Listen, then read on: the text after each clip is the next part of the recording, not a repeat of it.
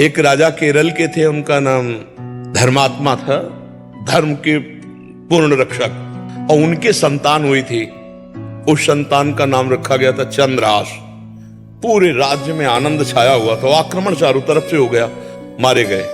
अब रानी ने देखा कि पूरे महल पर आक्रमणकारी आ गए, तो दासी से पैर पकड़ा और कहा, तू ही बचा सकती है मेरे बेटे को। दासी ने बहुत प्रवीणता की और टोकरी में, जिसमें दोना पत्तल डाले जाते हैं, ऐसे डालकर नीचे बालक चंद्रहास, और निकली।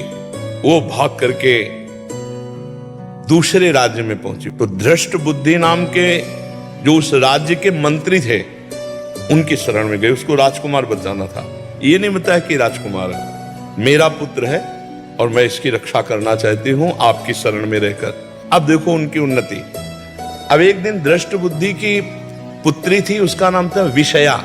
तो पुत्री का हाथ दिखाया, तो विद्वानों ने ऐसे रेखा देखी और उस लड़के को देखा खेलते हुए, चंद्रहास जी को। तो उनका इसका पति तो ये होगा।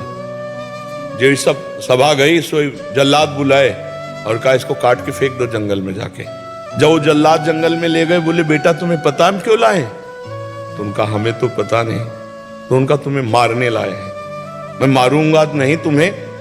उन्होंने देखा तो 6 अंगुली थी, 1 अंगुली काट ली और कहा, राजा को दिखाऊंगा जाके कि तुम्हारा वध कर दिया, पर तुम यहां से भाग जाओ। हुमा नाम का एक पंछी होता है पहाड़ में, वो परम पवित्र, अगर अपने पंख कर ले तो राजलक्ष्मी उसके चरणों में आ जाए।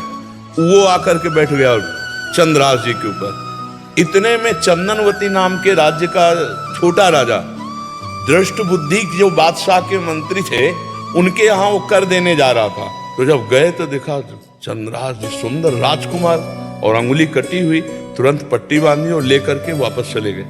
वहां नहीं गए कर देने।